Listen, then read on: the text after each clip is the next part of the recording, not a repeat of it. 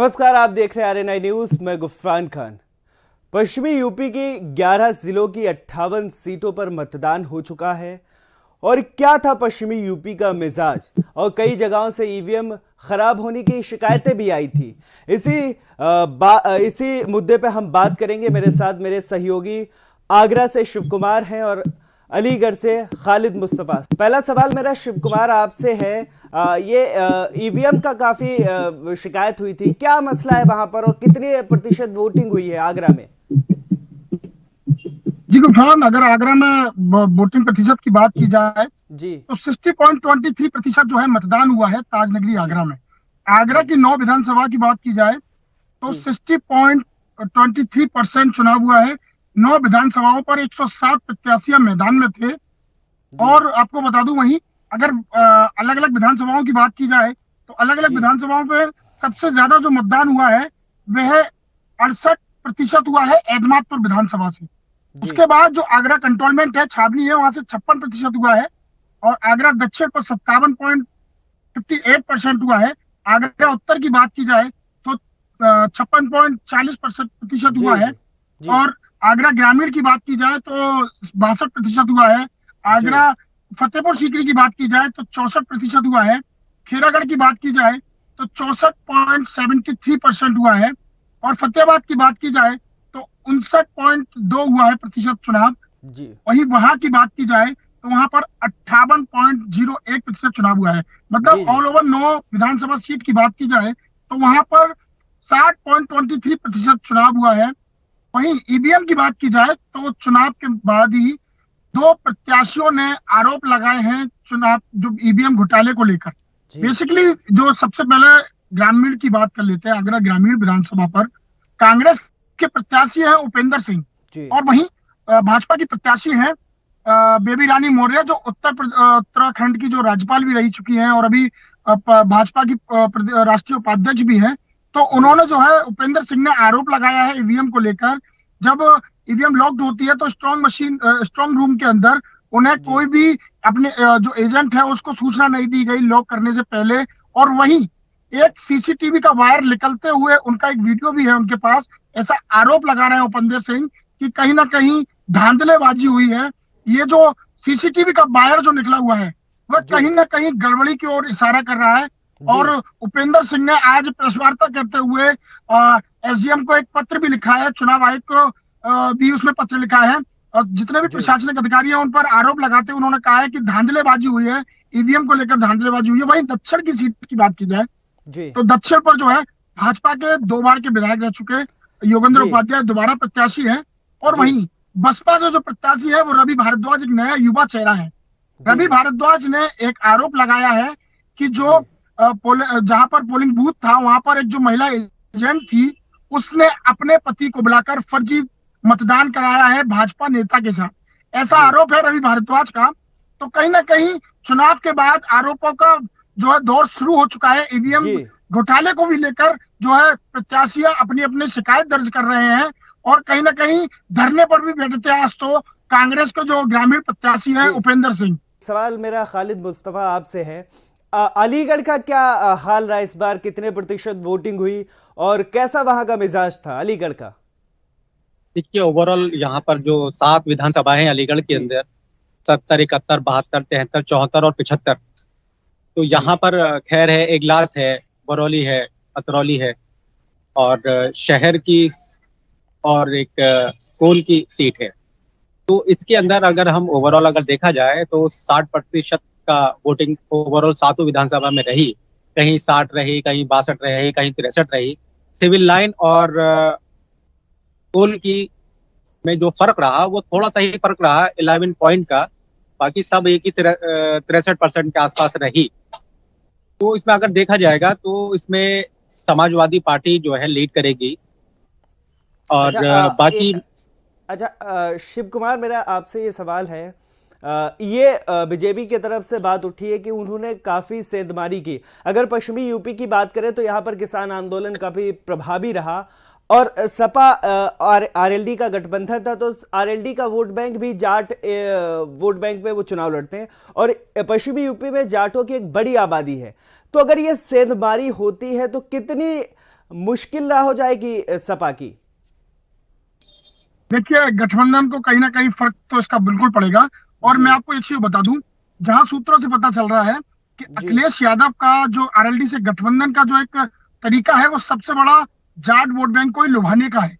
चूंकि जी पश्चिमी उत्तर प्रदेश में सर्वाधिक जाट वोट बैंक की संख्या है, इसलिए जी जो है ये गठबंधन भी हुआ है। और भाई, अगर सेंधमारी की, भाजपा के सेंधमारी की बात की जाए तो गठबंधन पर बहुत ज्यादा फर्क तो नहीं पड़ेगा, लेकिन कहीं ना कहीं जो है शिकस्त का सामना करना पड़ सकता है। क्योंकि जो है, जिस तरीके से किसान आंदोलन इससे पहले हुआ है और जी कोरोना महामारी भी निकल के गई है, तो कहीं ना कहीं इस बात से फर्क गठबंधन को जरूर पड़ेगा। और वहीं अगर एक बात की जाए कि जो भाजपा ने जो सेंधमारी वाली जो बात कही है, उसको लेकर गठबंधन की जो जोड़ी है, अखिलेश यादव और जयंत चौधरी की, तो कहीं ना कहीं उनको इस बातों से फर्क तो जरूर पड़ना नजर आ रहा है। जी।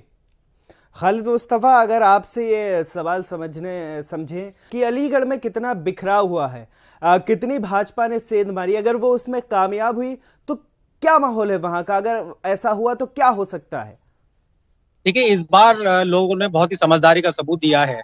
जी और किसान जो वोट है, वो इस बार जो है जिसको वोट डाल देगा तो उसी की सीट जो है बढ़ जाएंगी। अगर हम जी पीछे जाते हैं, अगर पास्ट में जाते हैं, तो समाजवादी पार्टी की 7 सीट थी विधानसभा में। लेकिन पिछली बार ऐसा हुआ कि 7 सीट बीजेपी के पाले में गई थी।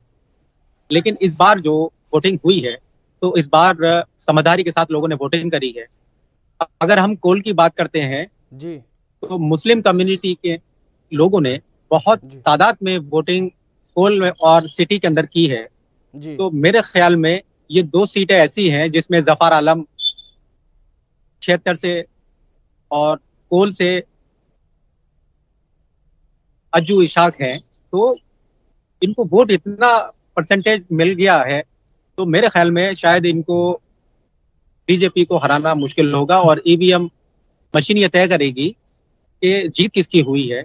और अगर हम गांवों से बात करते हैं, तो गांवों से अगर किसानों का वोट और जाट वोट इन लोगों को मिल जाता है, तो यहाँ से 7 विधानसभा में 4 से 5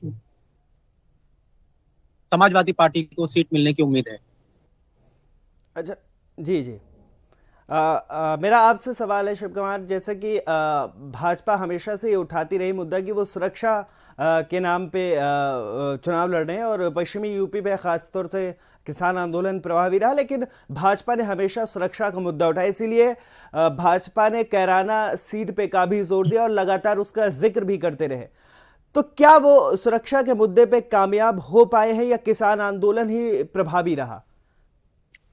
क्या जी कहना है इस बिल्कुल पे तूफान, जो आपका? है, जी जो मैं बता दूं, बेसिकली जी जो है कि जो कोरोना वाली सीट पर अगर जैसे सुरक्षा व्यवस्था की बात की जाए, तो जी जो बाहुबली थे, जो जी बाहुबली की जो है बड़ी बड़ी इमारतों को गिराने का काम जो योगी जी ने किया है, तो इससे जी कहीं ना कहीं जो लोग जमीनी स्तर पर है, कहीं ना कहीं फर्क जरूर पड़ेगा। जी क्योंकि जिन बाहुबलियों से दहशत थी इलाकों में, उनसे कहीं ना कहीं तो जो मतदाता है उन पर फर्क जरूर पड़ेगा, और इससे अन्य पार्टियों पर भी फर्क पड़ेगा कि किस तरीके से जो है जो बाहुबली अपना अत्याचार करते थे आम जनता पर, उससे कहीं ना कहीं जो भारतीय जनता पार्टी है उसको कहीं ना कहीं यह प्लस पॉइंट है। और दूसरी अन्य पार्टियों की बात की जाए तो वह कहीं ना जी कहीं जो है इसके लिए परेशानियों का सबब का सामना करना जरूरी है, बिल्कुल।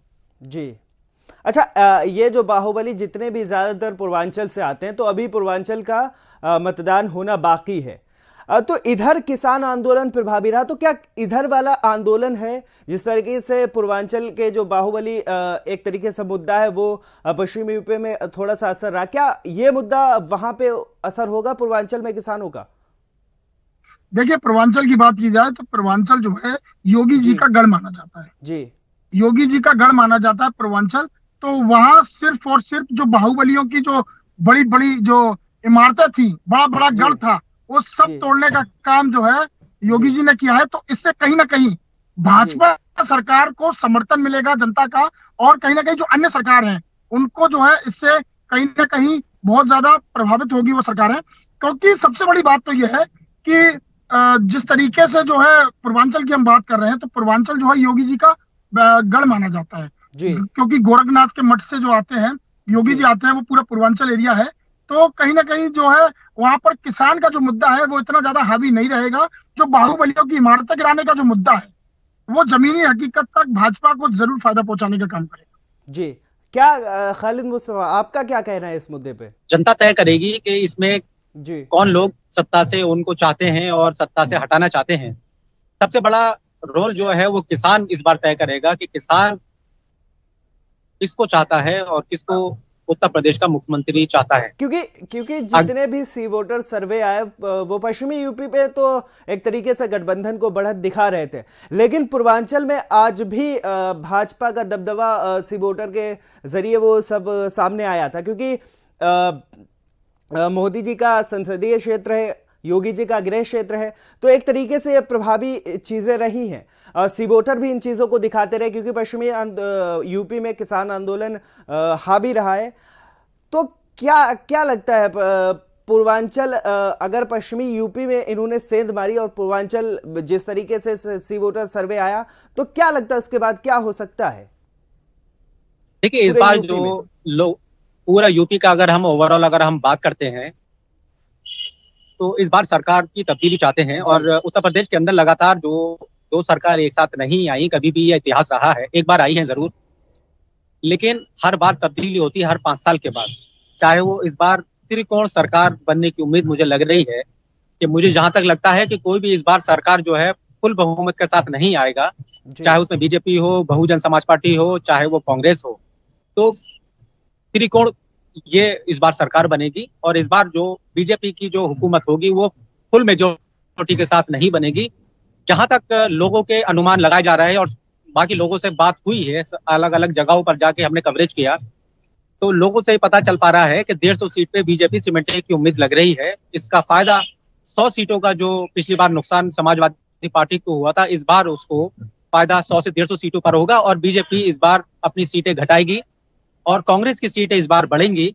अगर वोट परसेंटेज की अगर हम बात करते हैं ओवरऑल, तो बीजेपी का 4 से 5%, 7% वोट घटा है और 5 से 7% से 10% के अलावा भी 15% जो है समाजवादी पार्टी का वोट कास्ट हुआ है, ज्यादा बढ़ा है। जी और इधर कांग्रेस को इसका वोट घटा है 4 से 5% का।